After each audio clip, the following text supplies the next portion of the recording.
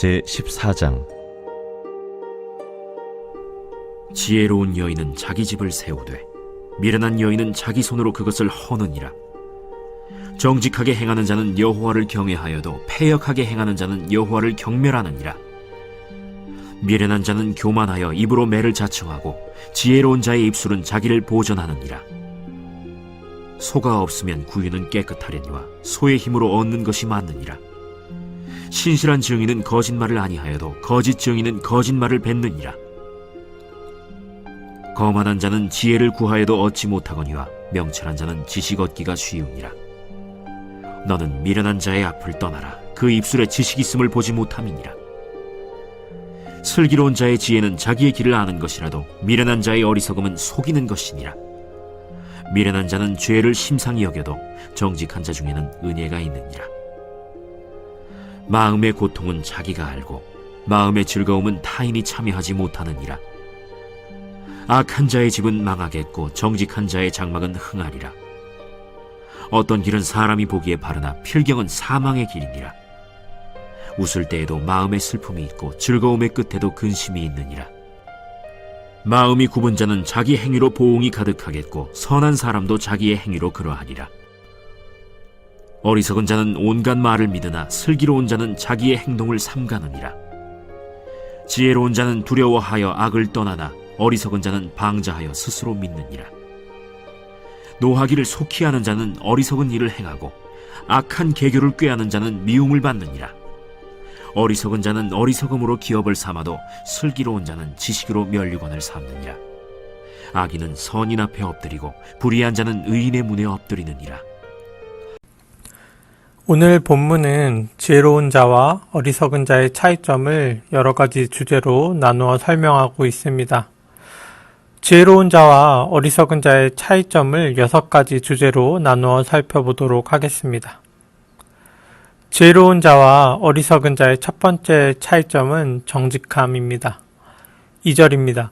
정직하게 행하는 자는 여호와를 경외하여도 패역하게 행하는 자는 여호와를 경멸하느니라. 지혜로운 자는 정직히 행하며 정직히 행하는 것 자체를 기뻐하고 즐거워합니다. 정직할 수 있는 것은 하나님을 경외하고 두려워하는 마음이 있기 때문입니다. 사람의 눈이 두려워 정직을 행하는 것이 아니라 아무도 보는 사람이 없더라도 하나님 앞에서 매사에 정직을 행하려 애쓰는 것이 지혜로운 자입니다.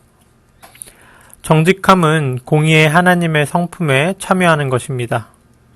하지만 반대로 어리석은 사람은 의에는 어둡고 이득에만 밟습니다. 그래서 그는 의를 행하기보다 불의를 행하기를 즐겨합니다. 의에서 멀어질수록 공의의 하나님을 미워하고 멀리하고 그리하여 어리석은 자는 결국 하나님을 경멸하기에 이른다고 성경은 말합니다.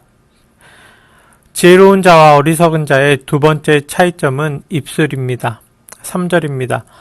미련한 자는 교만하여 입으로 매를 자청하고 지혜로운 자의 입술은 자기를 보전하느니라. 어리석은 자의 입술은 날카로운 칼날과 같습니다. 그래서 주위의 모든 사람에게 상처를 입힙니다. 그 날카로운 칼날이 쉬지 않고 주위 사람의 마음을 난도질합니다. 하지만 타인에게 준 상처는 언젠가 자신에게 돌아옵니다. 그래서 결국 자신의 입술에서 나온 칼날이 돌아와 자신을 상처 입히고 결국 자신을 넘어뜨립니다. 그러나 지혜로운 자의 입술은 위로의 말을 합니다.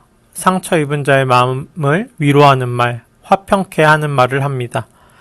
그래서 주위 사람에게 위로와 평화와 안정을 주고 그것은 결국 자신에게 위로와 평화와 안정으로 돌아옵니다. 그리하여 지혜로운 자의 입술은 자신을 보호하고 보존하게 합니다. 지혜로운 자와 어리석은 자의 세 번째 차이점은 장애물을 대하는 자세입니다. 4절입니다.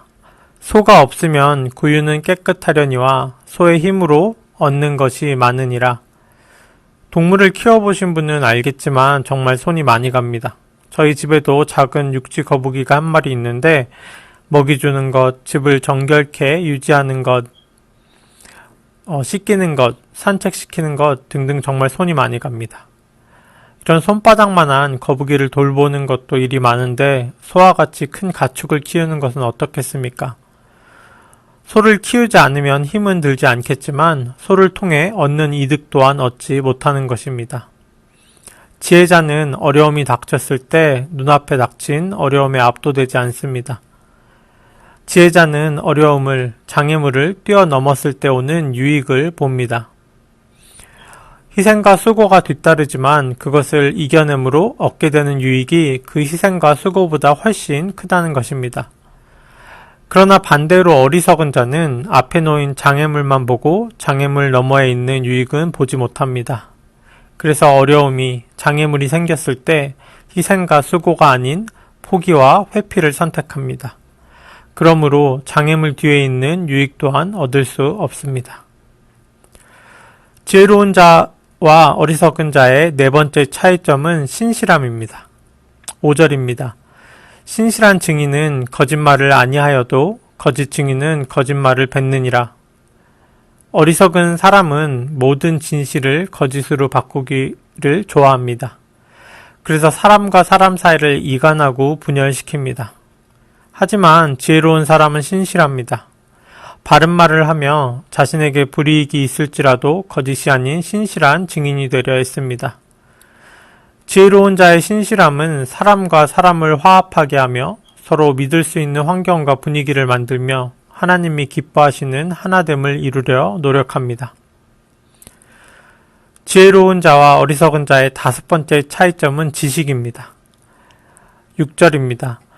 거만한 자는 지혜를 구하여도 얻지 못하거니와 명철한 자는 지식 얻기가 쉬우니라. 지혜로운 자는 분별력이 있는 사람입니다.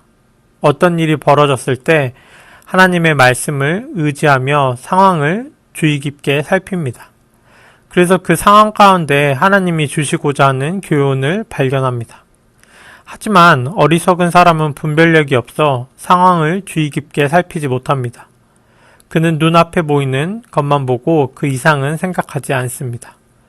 그래서 하나님이 특정한 상황에서 말씀을 통해 지식을 주려 해도 스스로 받아들이지 못하고 항상 어리석은 채로 남아 있습니다. 지혜로운 자와 어리석은 자의 여섯 번째 차이점은 죄입니다. 9절입니다. 미련한 자는 죄를 심상히 여겨도 정직한 자 중에는 은혜가 있느니라. 어리석은 자에게는 죄의 문제가 심각하지 않습니다. 죄를 죄로 여기지 않기 때문입니다. 죄를 모르니 하나님이 주시는 용서와 은혜도 크게 느껴지지 않습니다. 그러나 지혜로운 사람은 죄를 죄로 심각히 여깁니다. 그래서 지혜로운 사람은 어리석은 자와 똑같이 죄 많은 인생을 살더라도 동시에 죄를 용서하시는 하나님의 은혜 가운데 삽니다. 죄를 알아야 돌이킬 수 있고 예수님의 사랑과 하나님의 은혜가 얼마나 큰 것인지 깨달으며 용서받는 자로 겸손히 살아갈 수 있습니다. 말씀을 맺습니다.